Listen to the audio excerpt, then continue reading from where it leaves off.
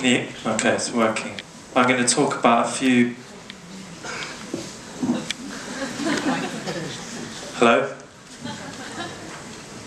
Okay, it's working. I'm going to talk about what I do and the things that I've done, made in China. So you can see... Hello? I think the thing might be interfering with it. Anyway, so you can see on the screen, looks like a image of a box, a cube, some kind of structure. You can see the numbers are the same, so it must be a cube, right? It's the length, the breadth, the width. So right now, this is a pretty bad pixelated image. I left it like that intentionally to make a point. And the point is, if you try and make this thing in real life, something happens and you get a kind of distortion. So what I tried to do is to make this object... Sorry. Oh, okay, we're going to switch technology.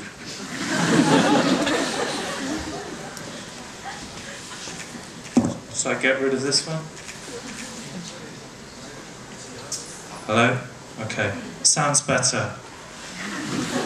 Alright, so talking about technology and how to make things. So this is the real version of that cube, and it's just a metal block, and I've made these in different countries. This one was made in China, in Beijing, and it looks pretty perfect to me here. Maybe you can't really see it, it just looks like a shiny block. The purpose of making this thing has been a kind of sculptural investigation into technology and perception. So this thing was made using CNC technology, and it's accurate to about the width of a human hair, which is quite small. So if you can imagine, when you make something like this, nothing comes out perfectly. It always changes, a little bit like this microphone. Something always goes wrong, it changes shape, it moves, something happens.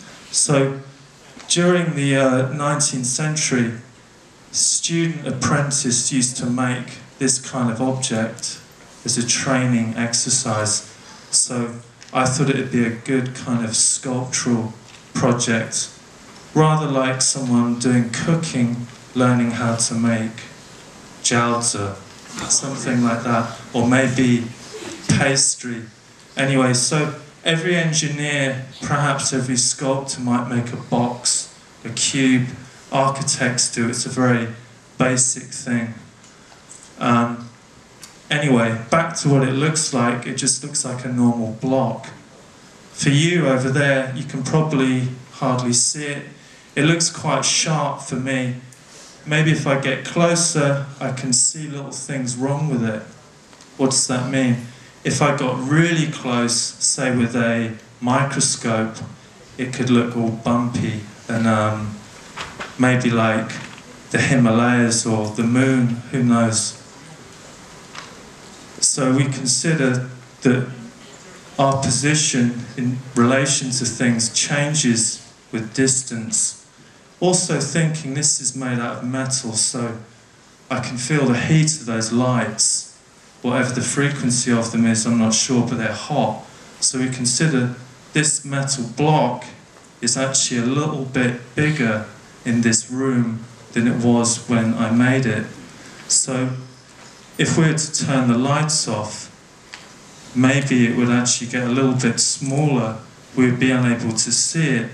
So we consider the fact that the possibility of us viewing this thing changes the shape. It changes the actual thing, our viewing of it.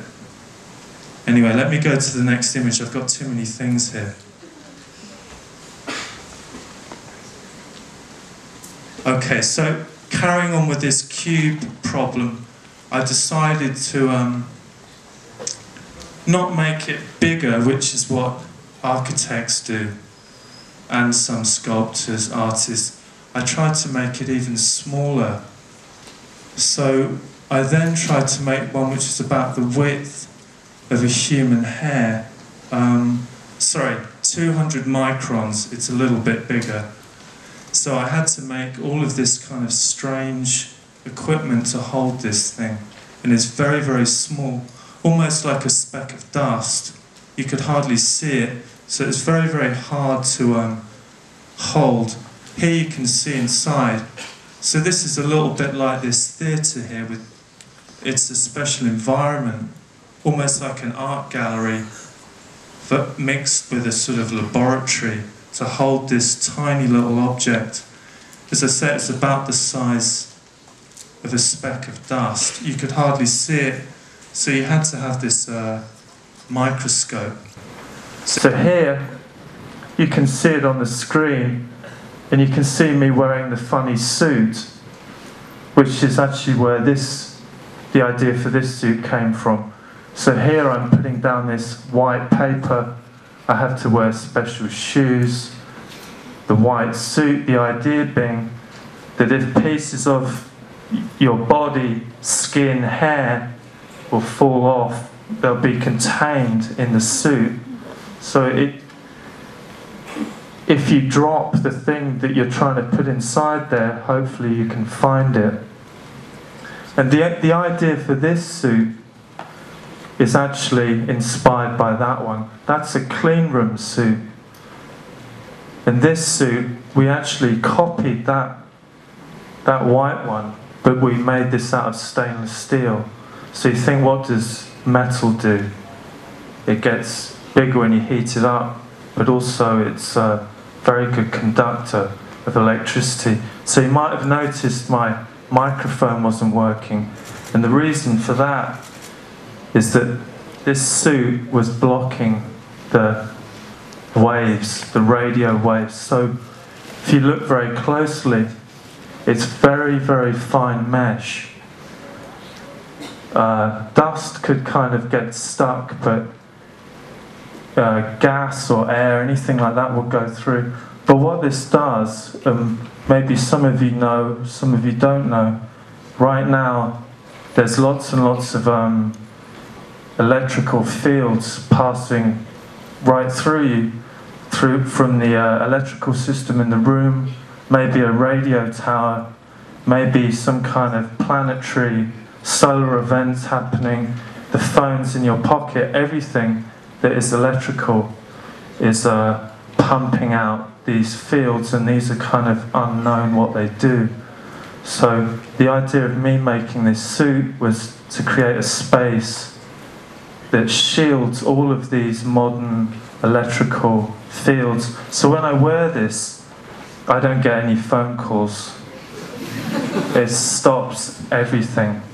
I don't wear it very often, so today's like a special occasion, but you could see it work from this thing not functioning properly, so I guess that was a success, even though it inhibited my communication ability. So, okay, this is a little bit different. Going on from the idea of,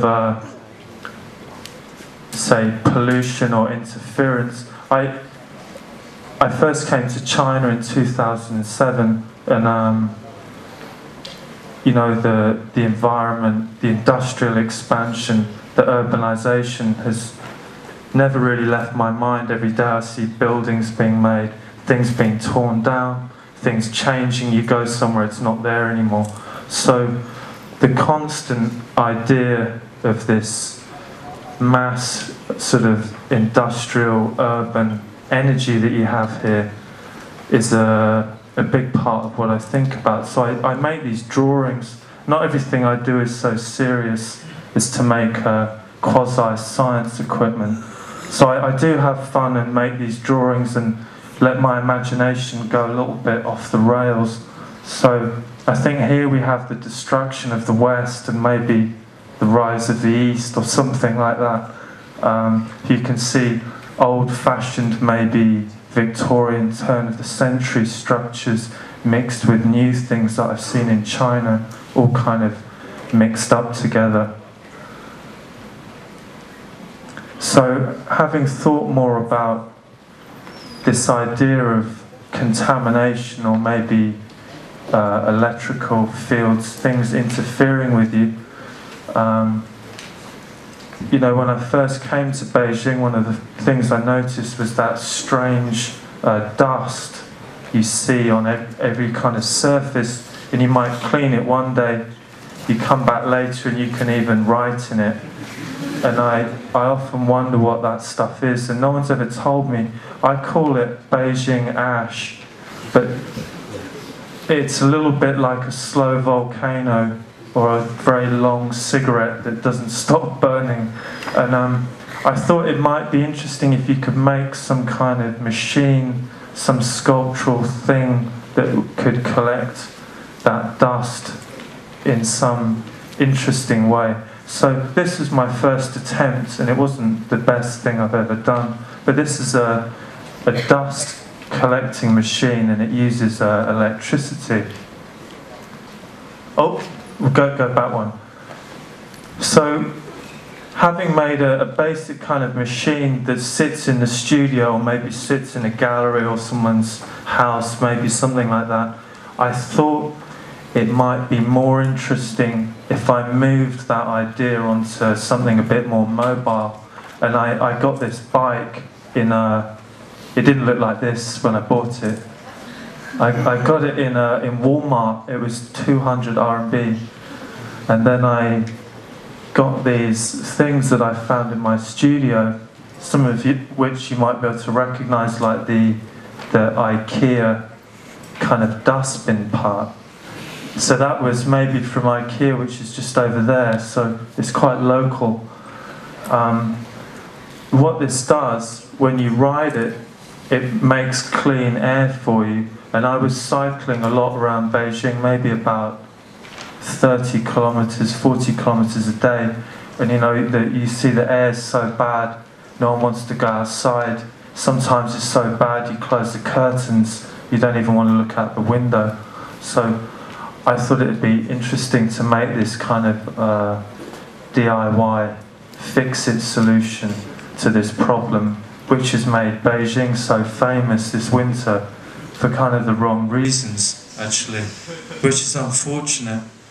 But what was fun about it is I would ride this thing around and kind of make myself look a bit stupid. So other people would look at me a little bit like when I wear this suit, but this bike's actually about something quite serious. It's about things that we can't see, things that we can't understand, things we can't do anything about, because the particles in the air, they're so tiny. What can you do as an individual person? Well, this was my ridiculous approach, and it's a little bit obviously impractical, and this isn't going to be available in Walmart in this configuration, because it's more of a sculpture in a sense. So it's quite experimental. Maybe we go to the next. This was the original drawing, so you can see it looks a little bit different from when I made it. Usually I find the drawings are often better than when you make the thing. I don't know why that happens. You can see that a lot in the history of art and design. Often the drawings have more of the real essence. So you can see the particles get charged electrically, and then they stick inside this thing here. Obviously I didn't have the bike when I drew this. I think I used a teacup to draw the circle. I'm not very good at drawing circles.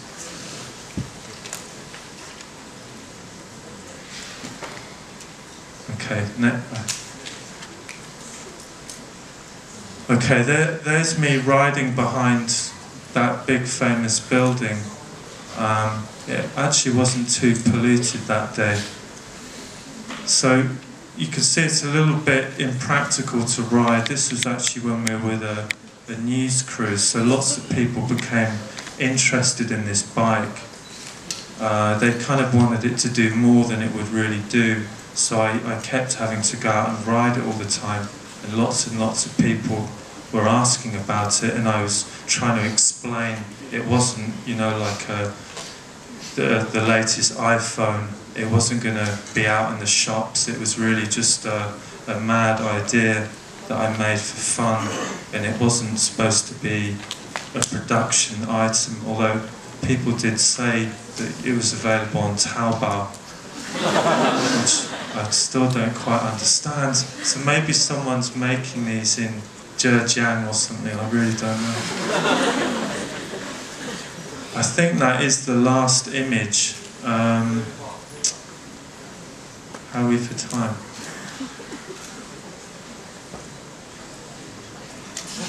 Is that enough?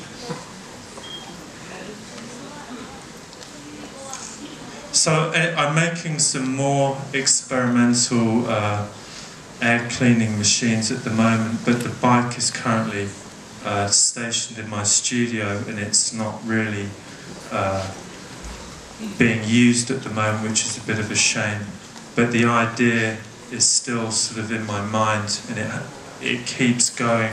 People keep asking about it, and I keep having to tell them the strange story of when you make something and it's kind of for fun, and then people want it to be real. It's a little bit hard to reverse that whole process once it's got started. So thanks very much.